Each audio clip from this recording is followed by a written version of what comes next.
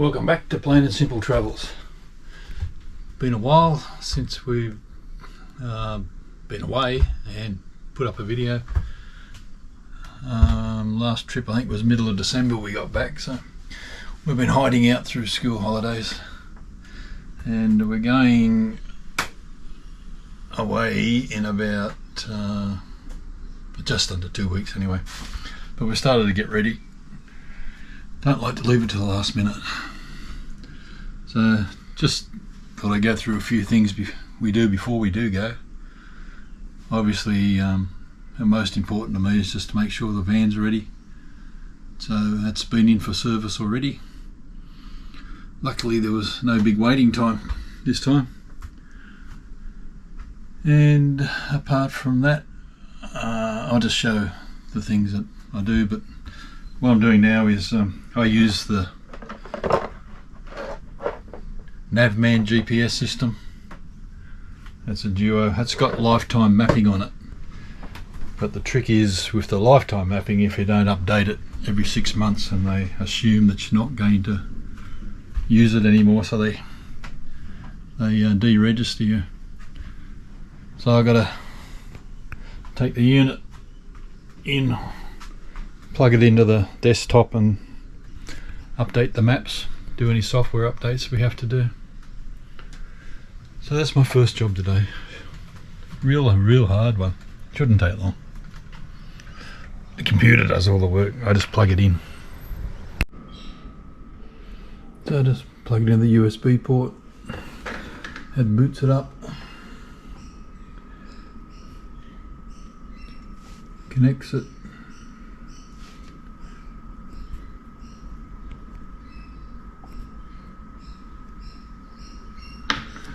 and then I go to nav desk.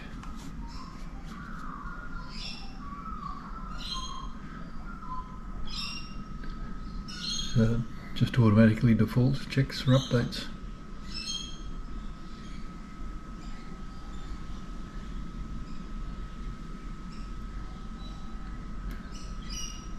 And it's up to date.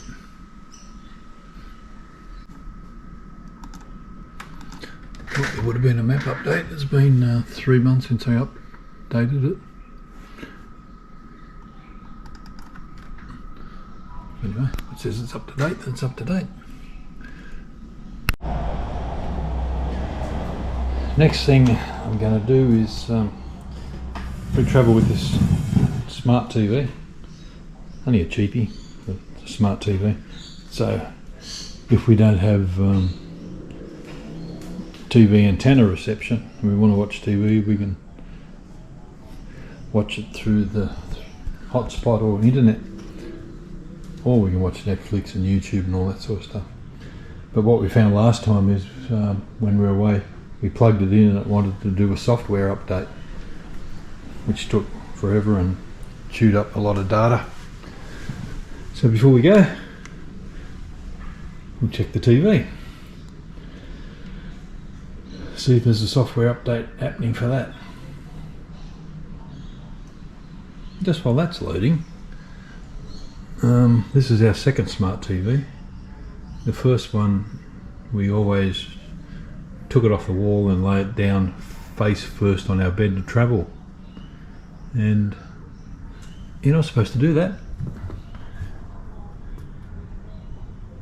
You're supposed to travel standing up, and we found that because we went to use ours and it was shattered. The screen had shattered from lying down, so now I kept the box and we pack it in the box and travel with it standing up all the time.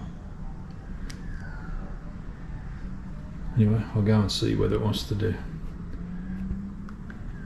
an update.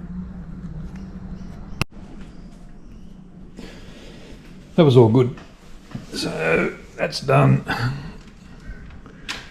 Just pack that back up and move on to the next thing.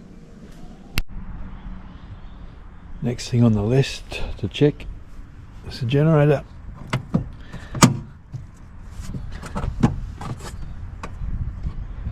Need 2 hands.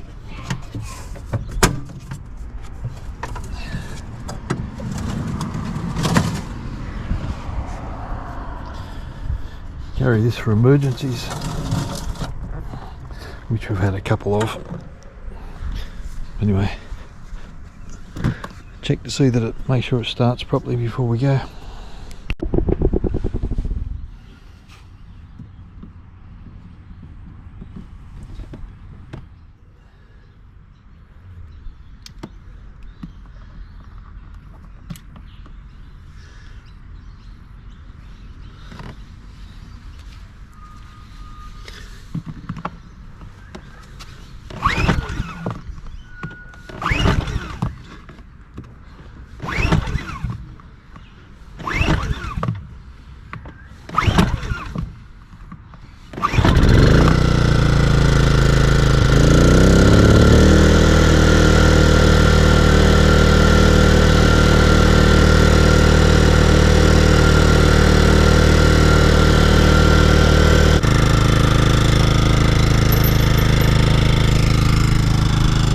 I usually do that once a month.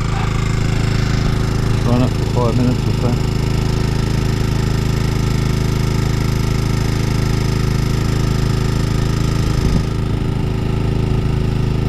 That's ready to go.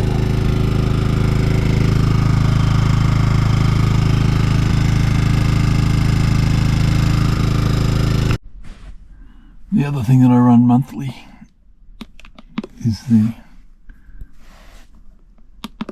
diesel heater. It's 22 degrees in here already, so I'll wind that up to 30.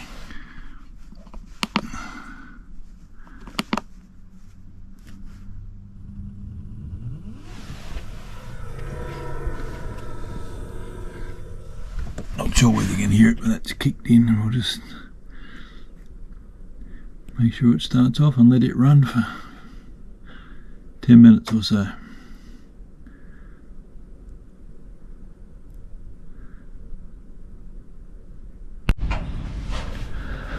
Just like to get under and make sure there's no wasps' nests up in the exhaust. That's clear, and I can hear it firing up.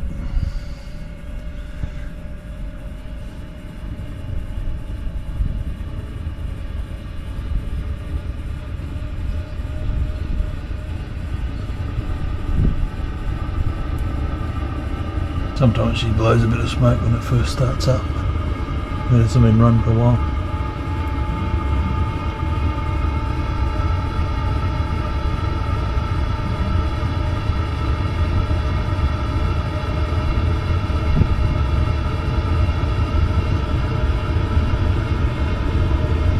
It's all good.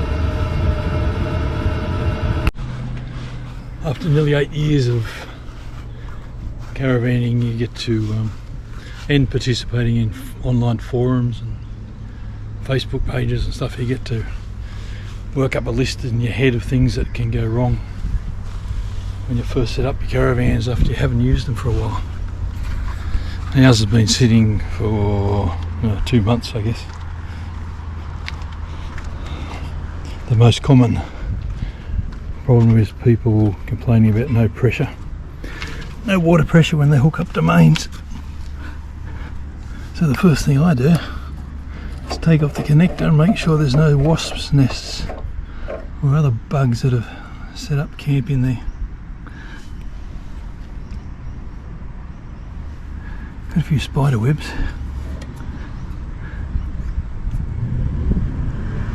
Doesn't look like there's anything else there in the valve.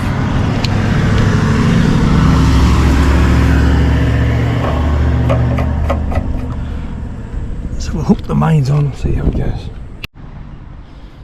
So I got the mains on, up pretty high, there's no leaking there. I'll come around here to the tap.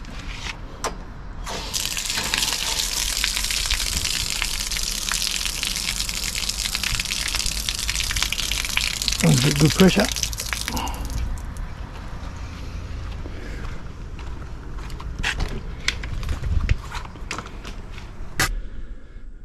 Check the pressure inside.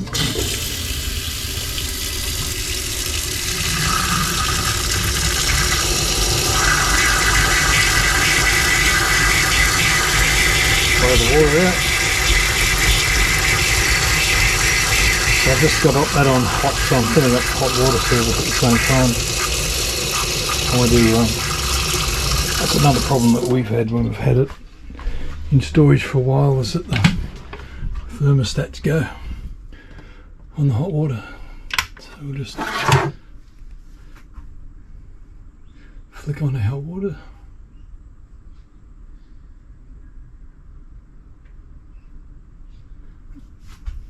We'll flick it back off and we'll turn the 12 volt system on first.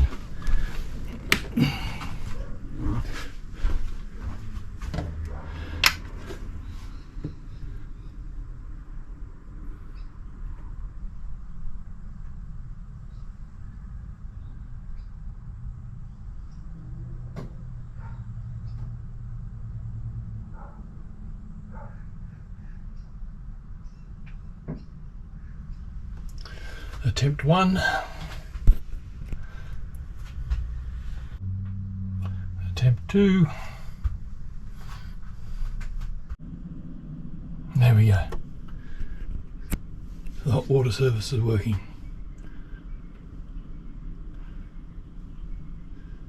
We did pull up in a free camp the first night we tried to use it. It wouldn't work, and if you go way back a couple of years you'll see a video on how to fix it if the thermostats are not working properly.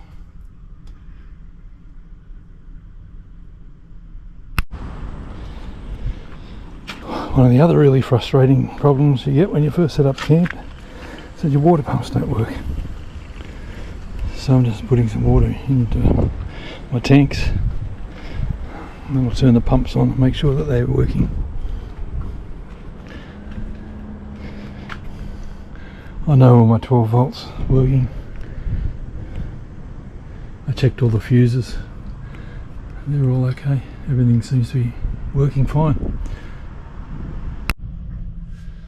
So I got one general tank full, drinking water full. The other general's on its way, so that should be enough. So we'll see if these pumps work. You can hear one of them trying to prime up.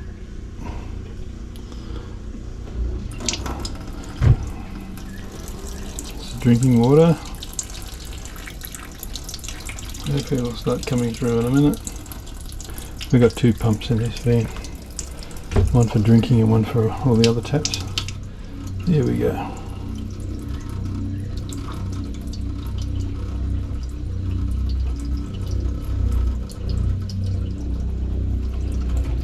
And the other one.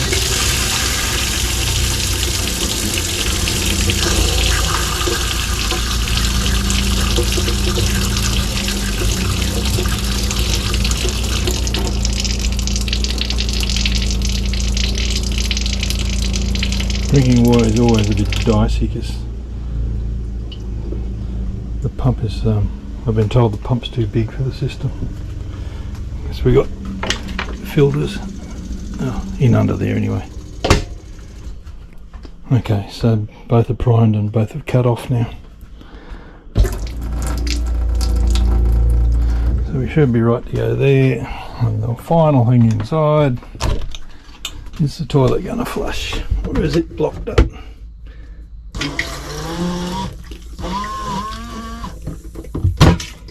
Yep, toilet flushes. That has a habit to, the flushing tank gets a bacteria in it if you don't flush it out each time you use it. So that's all the things that I know of that can go wrong. So we should be right to go. Just got to check the connections on the car and everything, but I'll do that another day. Just while those water tanks are filling up, I'll just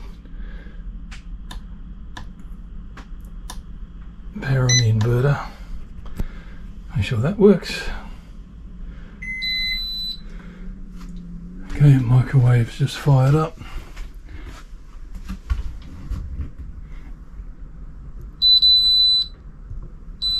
Air conditioner is turned on. See if it fires up. Yep, it's working.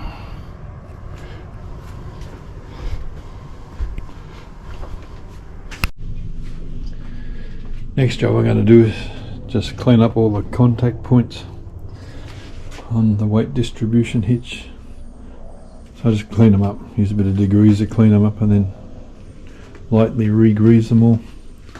So I'll do where the lugs are here, and also the chain, and the same over here on the hitch. I'll clean the pin up and then clean in here and lightly grease it all.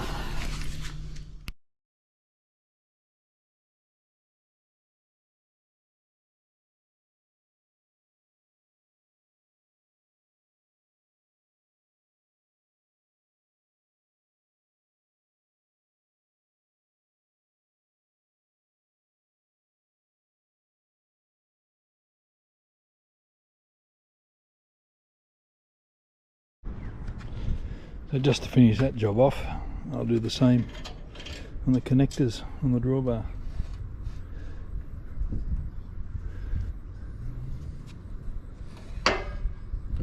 Mainly in there that you worry about.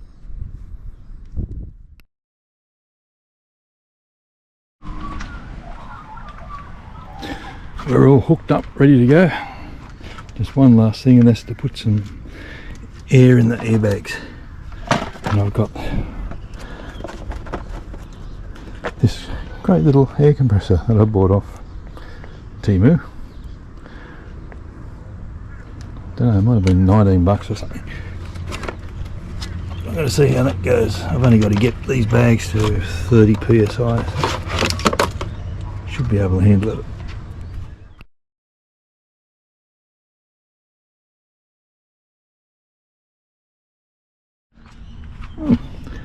Impressive. Another successful purchase from Temu.